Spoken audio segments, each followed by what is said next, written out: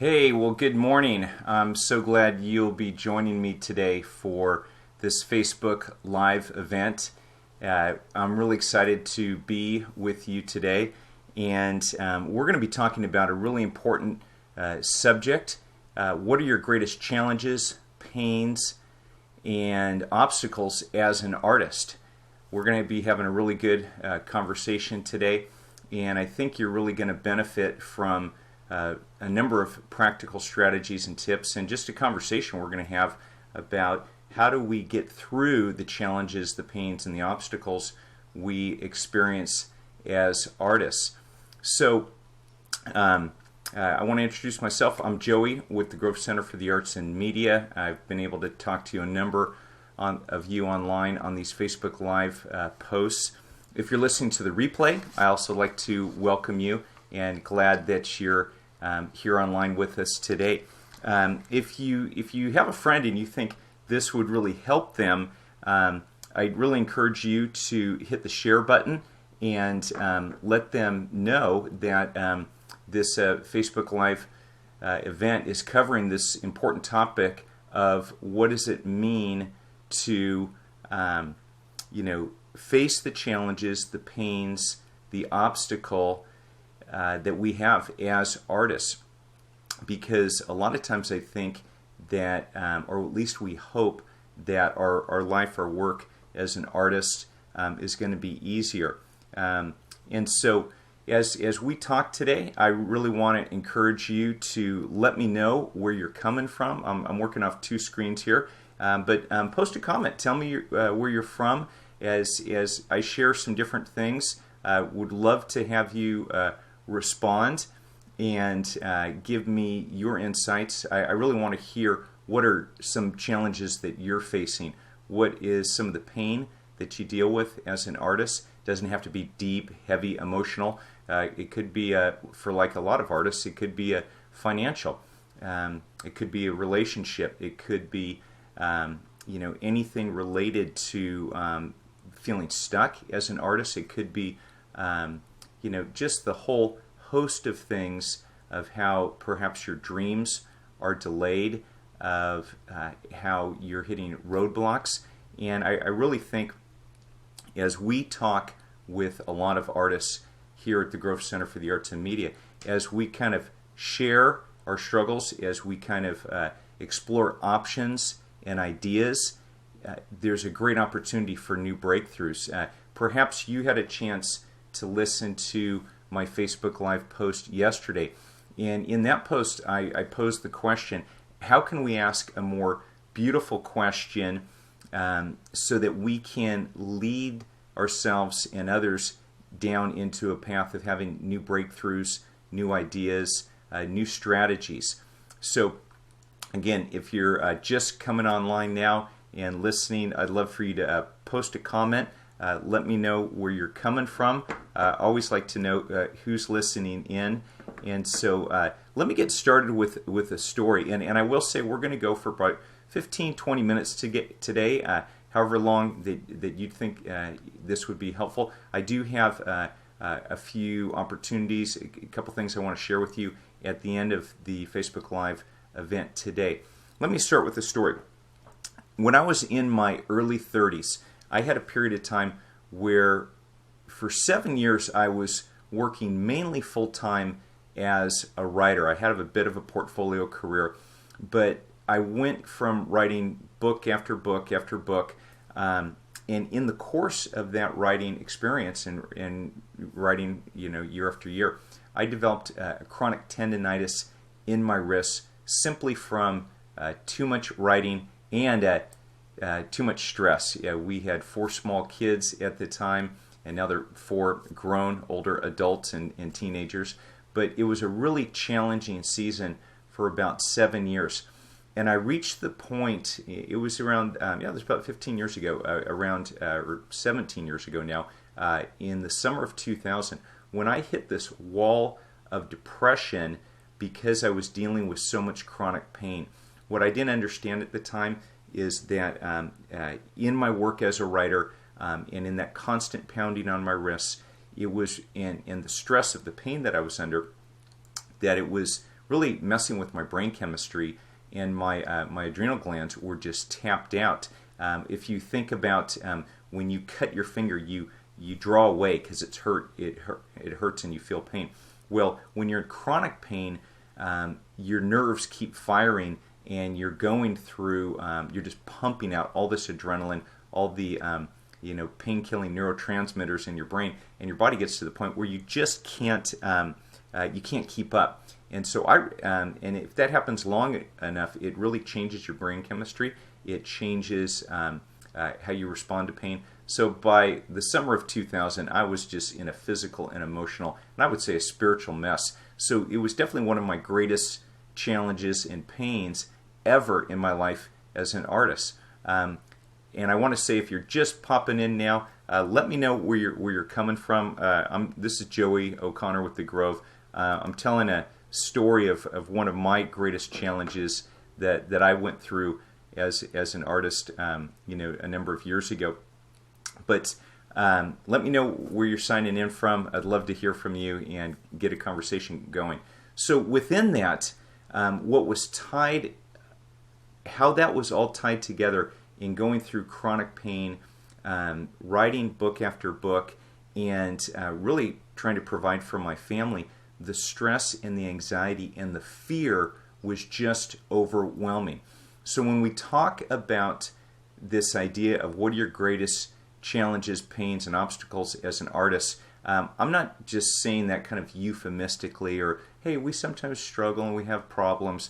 I felt like I was being dragged across broken glass for years. And I don't want to overstate that and be over dramatic, but if you've ever gone through a prolonged period of chronic pain, you know that comparing your pain to someone else's isn't helpful. It doesn't help you, get a whole lot of encouragement from that. So in that, I ultimately reached the point where I had to turn down a book deal that would have given me writing work for the next 3 years, and I just had to take a time out and stop. I really had to change what I was doing vocationally. I ended up going back to a church where I had previously worked and took a new job there. But I had to stop writing for about 2.5 years, and all my hopes and dreams and desires as it related to my writing career, they were dramatically put on hold. So that was a huge challenge and pain. So since I don't know what your story is, and I won't presume to know, hey, I know what you're going through, we can only kind of compare notes and learn from one another.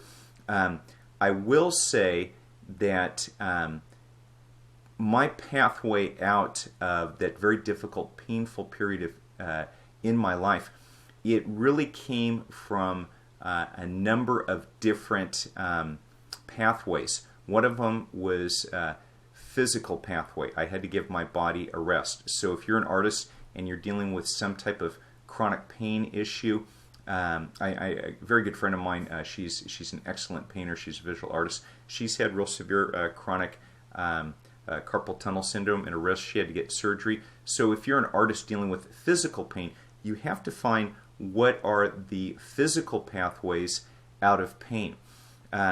If you're dealing with financial pain, you have to look at, okay, what's my income? And for an artist, oftentimes it's lack of income or not enough income. But what are my expenses and where do I need to cut back? For me, dealing with the chronic pain emotionally, I had to go get some counseling to have someone help me process how do I move through this difficult season in my life. I also had to have a supportive network of people around me to help me move forward because when we're going through difficult times, whether it's a chronic health issue like I had or a job change, perhaps difficulties in your marriage or with children, you need a supportive group of people around you. And that's one thing that we've always made a high value here at The Grove, is having a supportive network of artists and people around us.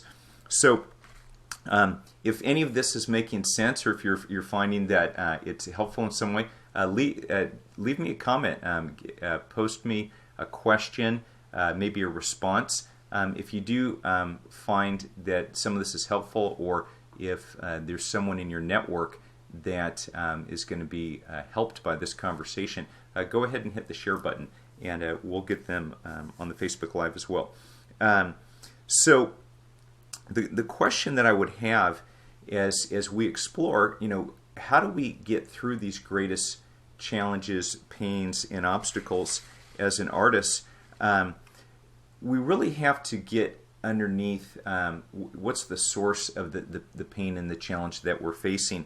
And I don't know about you, but I am a firm believer that at any given point in my life, I don't know what I don't know. And that we all have blind spots. Other people can see our quirks, our habits, our idiosyncrasies, perhaps our character flaws. But a lot of times, we're the last one to the party to figure that out.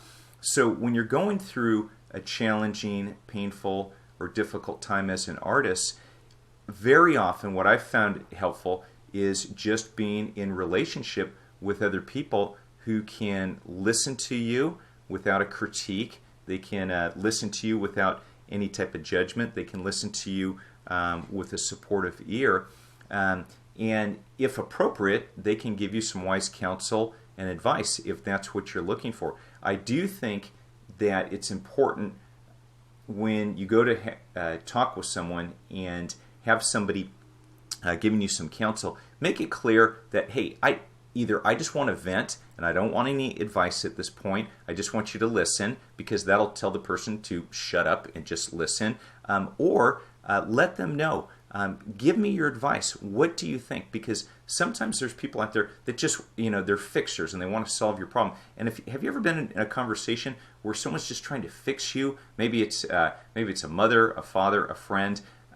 It's someone that you walk away from the conversation and you say to yourself, that wasn't helpful. They just that was more about them than me. So again, first off, find someone that you think would be really helpful in listening to you, and who's going to do that without judgment or critique, because we best grow in an atmosphere of safety and security, and knowing that person's got our back.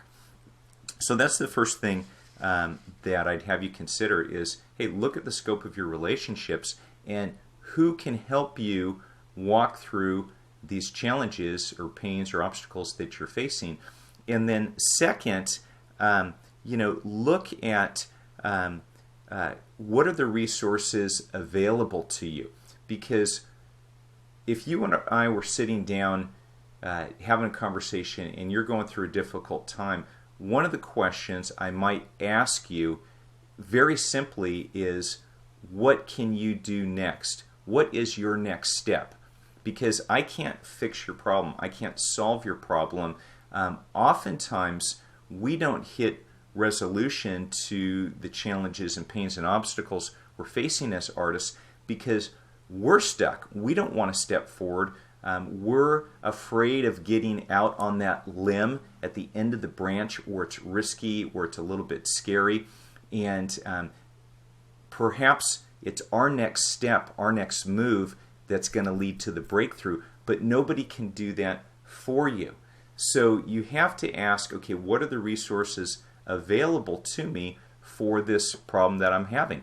If you're a young student and you're looking at your art career, perhaps you need a mentor. And if your challenge is not physical, it's not financial, but it's more just career advancement in your life as an artist, a mentor is a great way to have someone further down the road who can give you their wisdom, their knowledge, their experience, their assistance in helping you move forward. I recently read a great article, and it was talking about internships and the fact that a lot of interns, there's some young people out there today that don't feel that they should have to do kind of the grunt work of the internship, that they should be pulled into every meeting. And it was really combating this idea that you don't have to work hard for something, that not all your ideas are brilliant. And there's really true, because there is a formative process we go through as creatives and artists to not only develop our art form that we're working on, but more importantly, the relationships that we're developing. And that's where being teachable and having a mentor can really help you progress, because if the posture we take is always that of being a learner, then we open ourselves up to a lot of great opportunity because we have someone guiding us along the way. I do want to break in and just say, hey, if you're just listening in now, let me know where you're from. I'd love to hear from you. I'd love your comments. What are your responses to this idea of what are your greatest challenges, pains, obstacles as an artist? Would love to get your feedback and your insights for some of the challenges, some of the things that you're facing. Okay, a couple people have popped in here. Hello, Kathy Evans Olson. You're a retired art teacher from Oceanside. Nearby Oceanside, I live in San Clemente. You might know that, but our grove, for the Grove Center for the Arts and Media, or Lemon Avocado Grove, it's not too far away from Oceanside. We're in Valley Center. And hi to Judith Monroe. You're an artist in Sacramento. So glad you're joining us today. So again, whether you are covert and just listening in, that's okay. But if you want to pop a question in here and we get a conversation going, I've been really just talking about some of the challenges in years past that I've had as a writer, and some of the chronic pain issues I went through with my wrists. And I was talking about, who are the people in our lives? What are the resources available to us? Are there mentors out there that can help us in our life as an artist? And so let's share some ideas as I keep going on here. And as I did mention earlier, I've got some resources available to you at the end. But if you think this conversation is helpful, hit the share button and bring someone else in. We'd love to hear from them. So let me say this. Let's talk about one of the most common challenges artists face, as well as it's a challenge just about anybody faces in life. And that is the reality of rejection. So if you would look at one of my files in my life as a writer, you would see that I have a stack of rejection cards and letters. There's at least 40 to 50 in this stack where I've had some very nicely worded letters saying thanks, but no thanks. We're not interested in your book idea. We're not interested in this article.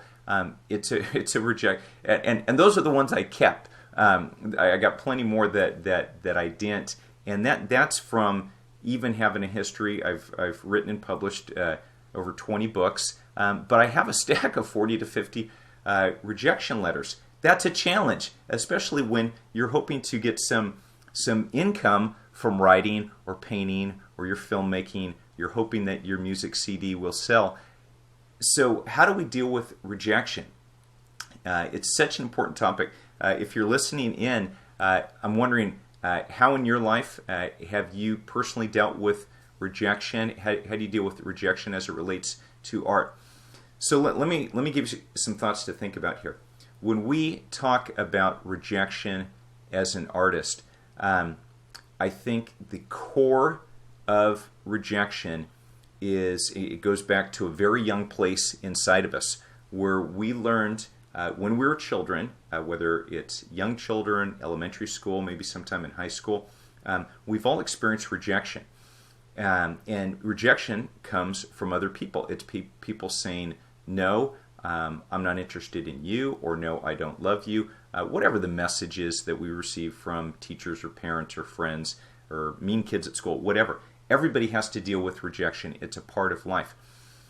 When we put ourselves out there as an artist in the music that we're making, in the song that we just wrote, in the poem we just shared with others, in the book that we wrote, in the visual art, our photography, dance, whatever your art form is, when we put ourselves out there, we are putting our whole selves out there on the line, hoping that people will be pleased with what we're creating, because we're not just doing this art to stay anonymous. We're doing it to create some beauty in the world. So there, all of us have this deep hunger, this deep need to be chosen, to be loved, to be accepted. But when we face rejection, it really strikes at the core of who we are and the core of what we're about, people. And again, that's true for all of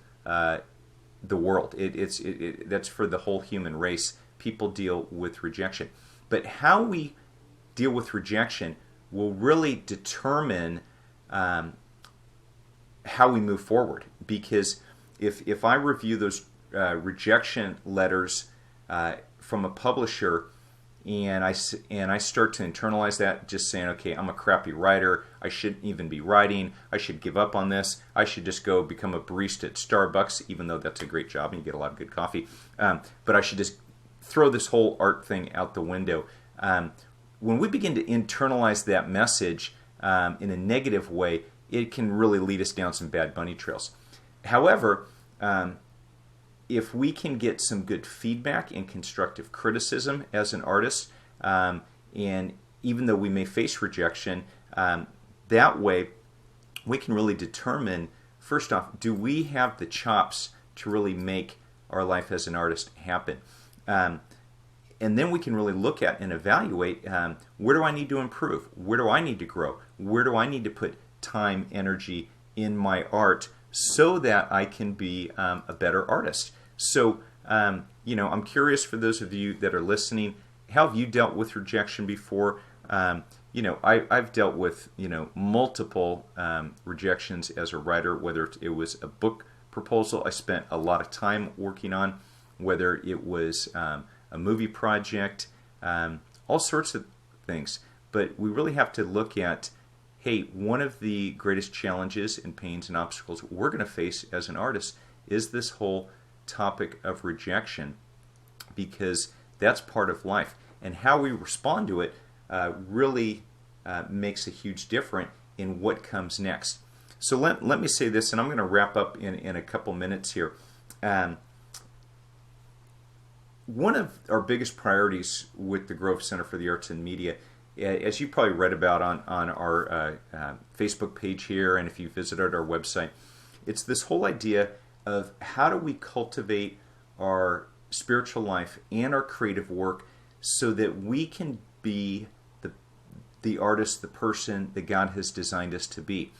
And from my work at the Grove, literally picking avocados, cutting down trees with chainsaws, weeding, all sorts of hard work, let me just tell you that cultivation is a lot of hard work. And sometimes I think that we expect that there should be an easier way. There should be a better way. There's a simpler path to follow.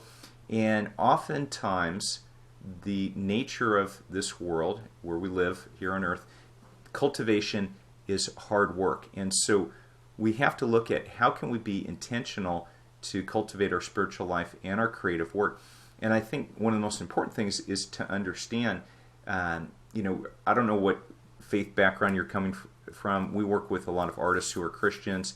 That's a real focus of our work and ministry. But I do want to say that regardless of your background, if you can live from a place of knowing that God loves you and that God is a Father who cares for His children, and He is well aware of the dreams, desires, and hopes that are in your heart, it can give you a tremendous confidence in moving forward in your life as an artist. Because that's probably one of our highest priorities at the Grove, is helping people cultivate and be rooted in and growing in the love of God. Because at the end of the day, it really comes down to, how do I love God more? How do I love people more? But we know both of those things are hard. It's not always easy. And so that's where, personally, I depend on God to help me grow in that grace and truth for the person He's making me to be. And so that's why when we look at, hey, what's the challenge, the pain, the obstacle I'm facing today, it can help give perspective for the challenge, knowing that God is with me, God is for me, He's behind me. I talked yesterday, if you look down in the Facebook feed, the Facebook Live event I did yesterday, I talked about what does it mean to live with quiet, confident assurance. And so that's something that I really hope you'll benefit from if you want to listen to that as well. Well, let me wrap up with a few final thoughts. I think that when we hear other people's stories, I've told you a couple of my stories today, that when we hear other people's stories, that helps us get rooted in a perspective that, hey, I'm not alone. A lot of artists live in isolation. As we hear other people's stories and their struggles, it gives perspective to our own challenges that we're facing.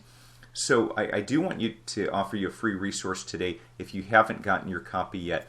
If you go to the Grove's website at www.thegrovecenter.org, you can get there right from our Facebook page here. I want you to grab a copy of a ebook we created. It's called Create: Transforming Stories of Art, Life, and Faith.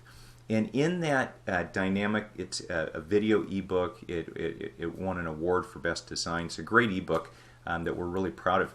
But most importantly are the 21 essays from all kinds of different artists, writers, visual artists, filmmakers, poets, people telling their story of their journey of art, life, and faith. So I think when we hear other people's story of their journey, that really helps them. So grab a copy of that.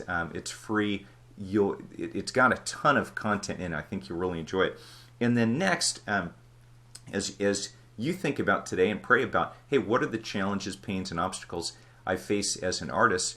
I think the flip side to think about that, one thing that can build hope in our lives is really exploring this question that I had in the live webinar this last week. What are your greatest hopes, dreams, desires, and fears? And from that webinar, I went ahead and created an 8-video lesson course called What Are Your Greatest Hopes, Dreams, Desires, and Fears? It's on our Grove online platform. It's a really great tool. I don't want to put you on the hard sell for anything here, but it's simply a really good resource, and it'll give us a chance to engage more in this topic.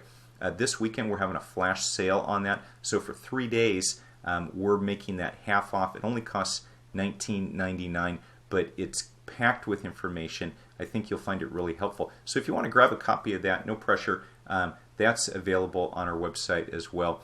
And most of all, if you don't follow us here on the Grove, would love to have you hit the like button. That way, you'll get all of our updates here on Facebook. And I'd love to. Okay, what is the Kathy Evans Olson? What is the name of the resource? I'm looking for it on your web page.